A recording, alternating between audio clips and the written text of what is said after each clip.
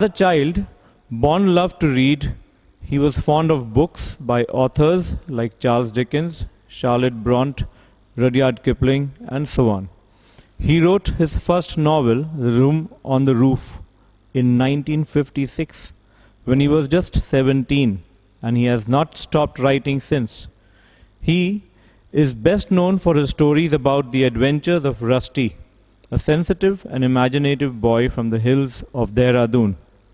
And Ruskin Bond himself grew up in Dehradun. Now, let's see what the story is all about. The boy who broke the bank. Nathu, the sweeper boy, grumbled to himself as he swept the steps of a small local bank owned by Seth Govindram. Okay, so this again he's talking about a sweeper boy, a young little sweeper boy named Nathu, who is grumbling to himself while he is sweeping the steps of a local bank. And the owner of the bank is Seth Govind Ram, a man of wealth whose haphazard business dealings had often brought him to the verge of ruin. So this man was a businessman, he owned a bank, okay, but most of the time he did such business that brought him close to being ruined, completely going bankrupt. Nathu used the small broom hurriedly and carelessly. The dust, after rising in a cloud above his head, settled down again on the steps. So this boy was not very keen on doing his job over here, you see. In a hurried manner, he was sweeping with the broom, blowing up a lot of dust, and then the same dust blew up over his head and settled onto the steps again. Now, as he banged his pan loudly, it says, against a dustbin, Sitaram, the washerman's son, passed by. Sitaram was on his delivery round. So Sitaram is the washerman's son. This is a small town that we're talking about. All the people literally know each other. Okay? So Sitaram was on his delivery round. He had a bundle of freshly pressed clothes balanced on his head. Don't raise such dust, he called out to Nathu. Are you annoyed because they are still refusing to pay you another 5 rupees a month? So, when he saw Nathu working in this angry manner, he asked Nathu, are you angry because they not paid you 5 rupees more? But then, see what Nathu says. Nathu says, I don't want to talk about it, complained the sweeper boy. I haven't even received my regular pay. So the reason now we come to know why Nathu is angry. Nathu is angry because, leave alone giving him a raise of 5 rupees, he was not even given his regular payment. He says, soon 2 months' pay will be due. Who would think this was a bank holding up a poor man's salary? As soon as I get my money, I'm off. Not another week will I work in this place. And Nathu banged the pan against the dustbin several times. So he was taking out his anger on that dustpan and the dustbin. He was banging the dustbin with that pan of dust over here. And he says, who could ever imagine this is a bank I'm working for, and a poor man's salary like me, they have stopped, they're not paying me my money. Well, I wish you luck, said Sitaram. I'll be on the lookout for a new job for you. And he plodded, barefoot, along the road, the big bundle of clothes hiding most of his head and shoulders. So Sitaram says, well, in that case, if you're going to leave the job after you get your salary, then I'll look out for another place for you where you can work. And so he carried his bundle of clothes and he walked away. At the 4th home he visited, delivering the washing, Sitaram overheard the woman of the house saying how difficult it was to get someone to sweep the courtyard. Tying his bundle, Sitaram said, I know of a sweeper boy who's looking for work. He might be able to work for you from next month. He's with Seth Govind Ram's bank just now, but they aren't giving him his pay and he wants to leave. So, as usual, he went to one house to the other, When he reached the fourth house, he heard the lady of the house saying that she was finding difficulty in getting a person to sweep the courtyard for them. They were looking out for a sweeper. So, seeing his opportunity, he tells the lady that I know of a boy who will be willing to work over here from next month onwards. So, if you say, I'll send him here, because this poor boy is not even being paid for what he is doing. And he wants to leave from the bank where he is working. So this lady gets very anxious. He says, oh, is that so? Said Mrs. Prakash. And why aren't they paying him? So Mrs. Prakash now gets eager to know why the bank is not paying Nathu. They must be short of money, said Sitaram with a shrug. So Sitaram just shrugged his shoulders and he said, well, maybe the bank is out of money and that's the reason why he is not being paid. Mrs. Prakash laughed. Well, tell him to come and see me when he's free. So Mrs. Prakash tells this Sitaram that please tell the boy to come and see me as soon as he is free. Because getting a servant to work in your house was very difficult, and Mrs. Prakash did not want to let that opportunity go. Now, Sitaram, glad that he had been of help to both a customer and his friend, hoisted his bag on his shoulders and went on his way. Soon after, Mrs. Prakash set out for the bazaar to make her usual afternoon tour of the cloth shops. So Mrs. Prakash had a habit of going out of her house in the afternoons, and she would visit all the cloth shops in town. A large shady tamarind tree grew near the clock tower. It was here that she found her friend Mrs. Bhushan sheltering from the heat. Now, when she comes to this tamarind tree, it's a huge tamarind tree, she comes close and she found a friend, Mrs. Bhushan. Okay, she was trying to shelter herself in the shade of the tamarind tree.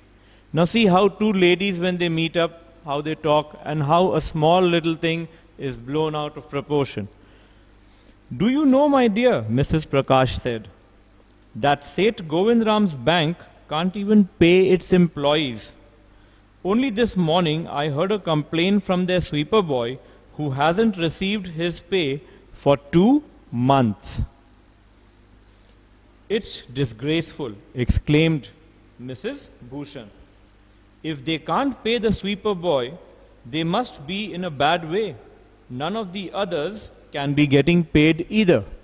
Now see, that's the way human mentality works. One lady tells the other lady, okay, that the bank is so bad now in payments that they can't even pay a small little sweeper boy his salary. And it's been for the last 2 months that they have not paid him. So anyway, Mrs. Bhushan exclaimed that it was very disgraceful for the bank to keep off a small little boy's payment over here, and it was really disgraceful. Now Mrs. Bhushan left Mrs. Prakash at the tamarind tree and went in search of her husband, who was found sitting under the fan in Jugal Kishore's electric goods shop. So Mrs. Bhushan went to look for Mr. Bhushan, her husband. And where was her husband sitting? He was sitting in a person's shop by the name of Jugal Kishore. He had an electronics shop, and this man, Mr. Bhushan, was sitting there. So the wife reaches there, talking with the owner there. Okay. So there you are, cried Mrs. Bhushan. Now she had found her husband sitting over there. So she says, oh, there you are. I've been looking for you for nearly an hour. I don't know what's happening to this town. Did you know that the bank is going bankrupt? So she comes close to her husband and she says, did you know that the bank is going bankrupt? We can't even make out what's happening in this small little town. What did you say? Said Mr. Jugal Kishore. Now her husband did not react, but Mr. Jugal Kishore, sitting up suddenly, which bank? What did you say? He says. Why? Seth Govindram's bank, of course. I hear that they have stopped paying their employees. So this was just the salary of one small little sweeper, but this lady says, I have heard that they have stopped paying their employees. Imagine the bank not paying its employees. No salary for over 3 months. Now she had heard only 2 months, that to one little sweeper boy. But when she tells the story to somebody else, she says they have not been paying their employees, and that too for the last 3 months. Don't tell me you have an account with them, Mr. Kishore. So she asks Mr. Jugal Kishore if he has an account. He says no, but my neighbor has, he said, and he called out to the keeper of the barber shop next door. So just beside the electronics shop, he has a barber shop, and he called out to the owner there. Faiz Hussain, have you heard the latest? Seth Govindram's bank is about to collapse. You'd better take your money out while there's still time. So he tells his neighbor here to go to the bank immediately. The bank is about to collapse. The bank is going bankrupt, he says. So you might as well go soon to the bank and take out all your money that you can. Faiz Hussain, who was cutting the hair of an elderly gentleman, was so startled that his hand shook and he nicked his customer's right ear. Now Faiz Hussain, being a barber, when he heard this news that the bank has collapsed and he needs to take out all his money, he gets a little nervous. And he was cutting an elderly person's hair. By mistake, in that anxiousness, the scissor went and cut the man's right ear slightly, just a small little nick.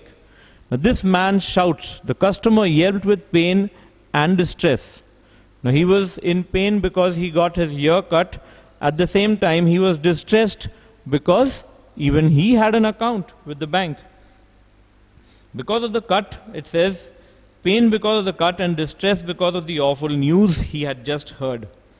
What was the news? The news was that the bank had gone bankrupt. With one side of his neck still unshorn, means one side of the neck the barber had not worked upon. He leaped out of his chair and sped across the road to a general store where there was a telephone. He wanted to find out for sure.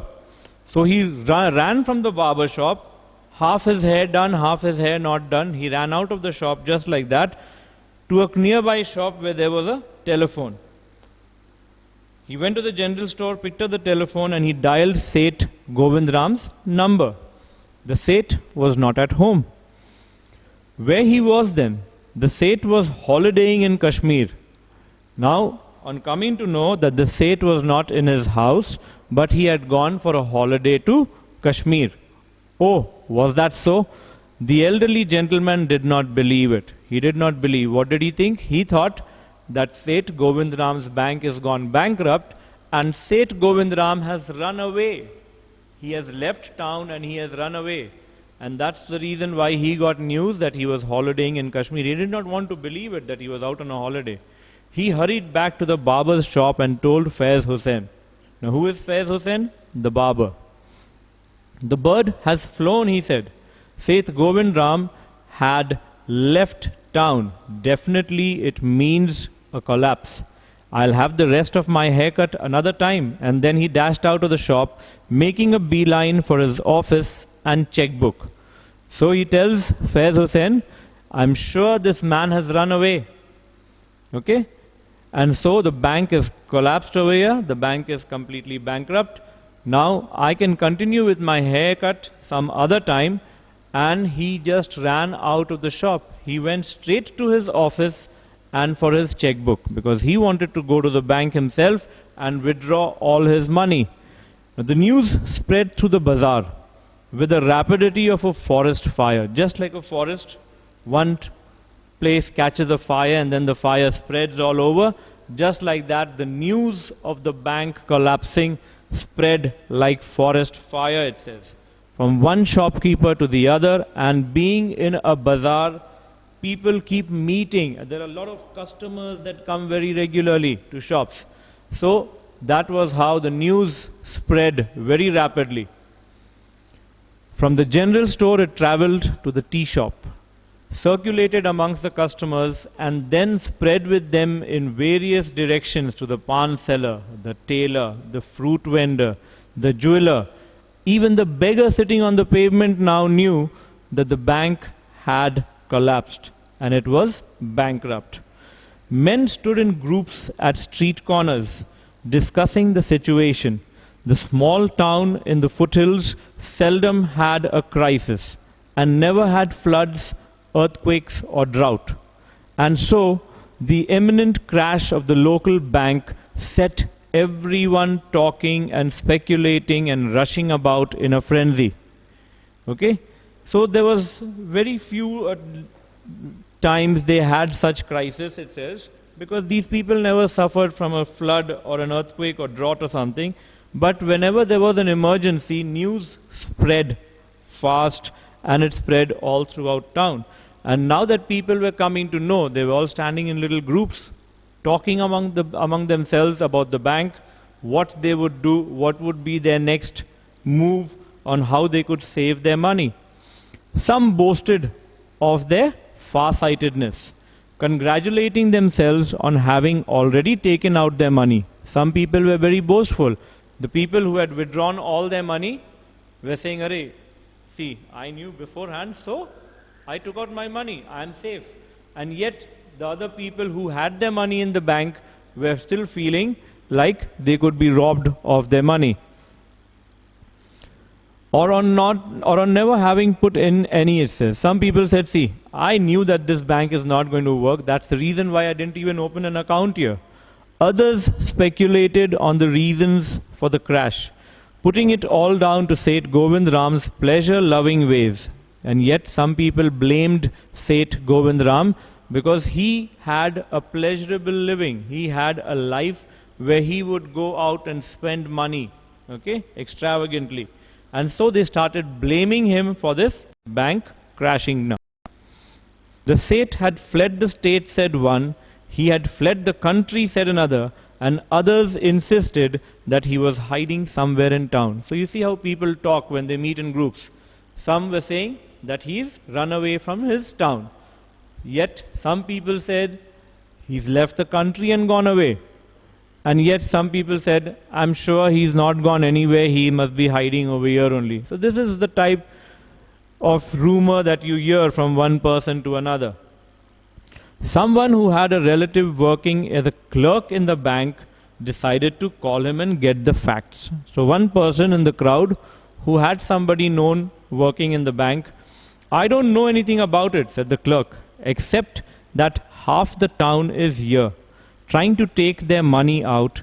Everyone seems to have gone mad." So the clerk picked up the phone when this man dialed him, and the clerk said, "Well, let me tell you one thing. Only one thing I know, that the town is going mad over here because I have a lot of customers coming into the bank just to withdraw all their money. There's a rumor that none of you has been paid." So the man who had dialed the clerk, he asked him that people are saying that you people have not been paid by Saint Govindram. "Well, the clerks have had their salaries. We wouldn't be working otherwise." So he says, well, the clerks have already got their salaries. Otherwise, why would we work without a salary? It may be that some of the part-time workers are getting paid late, but that isn't due to a shortage of money. So he clears to this man that could be some part-time workers have not been paid, but there is no shortage of money. We have all been given our salaries. And the only reason, it's just that the clerk who looks after their payment is on sick leave. So the reason why these people like Nathu had not got their salary was the clerk who actually sees to their salary was absent. He was on sick leave. And that was the reason why Nathu the sweeper and other menial workers were not paid. The moment this clerk would come back, they would pay their salaries. "You don't expect me to do this work, to do his work, do you?" And he put the telephone down. So this man says, "Do you expect me? I've got my own work to do in a bank. I'll leave my work and I will see to the other clerk's work. It's not possible." Okay. And so he put the phone down. So the reason was clear. The person who usually has to pay this person, Nathu, that man was sick, and because he was on sick leave, Nathu was not paid. But when the talk went out in town, it was a different talk altogether. they said that the bank employees were not paid, whereas this clerk said, well, he was paid.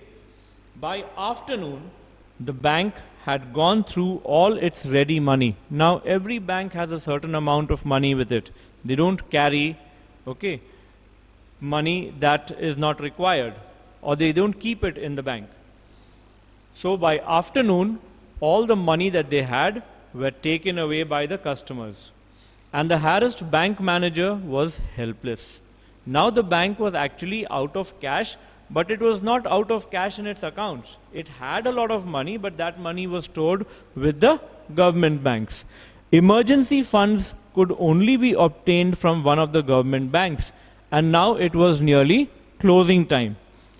And closing time, nobody wants to do a big transaction of cash now.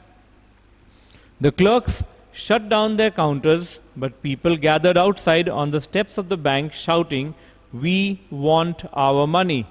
Give it to us today or we'll break in." Now the people were all getting anxious to get their money. They thought that the bank was not wanting to give them their money, which was absolutely wrong. They did not have the time to go to the government banks and bring that amount of cash to give to all its customers. And so the bank manager came out and he tried to pacify the crowd. Now the crowd was shouting, "We want our money, give it to us today or we will break in. Fetch Seth Govindram, we know he is hiding in the vaults." What did they say? They say, "We want to talk to Seth Govindram who runs the bank, because I know for sure," the crowd said, they know for sure that he is hiding in one of the vaults of the bank. Mischief makers. Now whenever there is a crowd like this gathered, okay, protesting, you have a few mischief makers who kind of incite or excite people to do something wrong. Mischief makers who did not have a paise in the bank, it says, joined the crowd. And the manager stood at the door and tried to calm his angry customers. He declared that the bank had plenty of money, that they could withdraw all that they wanted the next morning. So the bank manager comes and tells them that don't worry, the bank has plenty of money. So the thing is, we do not have the cash in the bank right now, but tomorrow in the morning when you come, we will see to it that you get your money. "We want it now," chanted the people. "Now, now, now." And so all these mischief makers were also shouting along with the public. They wanted their money now. A few stones were thrown, and the manager retreated indoors, closing the iron grill gate. A brick hurtled through the air and smashed into the plate glass window, which advertised the bank's assets. So there was a brick thrown, people started throwing stones at the bank, and so now the manager who was talking to them could not stand and be hit by the stone. So he entered the bank once again. And then the police had to be called. The police arrived, they climbed the steps of the bank, and they pushed the crowd back until the people began falling over each other. Gradually, everyone dispersed, shouting that they would be back in the morning. So, you see, the police had to be called in.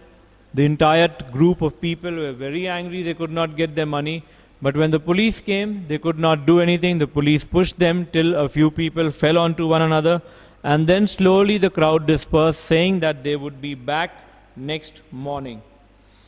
Nathu arrived next morning to sweep the steps of the bank. He saw the refuse and the broken glass and stones cluttering the steps. So next morning it was Nathu's work again. Again he came, he started sweeping the steps, and he saw stones and glass pieces all over the place. Raising his hands in horror, he cried, "Gundas, hooligans, may they suffer from 1,000 ills." Now Nathu's work had been increased. The steps around the bank was absolutely dirty with stones and glass all over, because the people had vented out their anger the previous day in the evening. And so now Nathu had double work to do. He had to sweep all that stone and glass and all that. So he started cursing those people. He called them gundas and hooligans.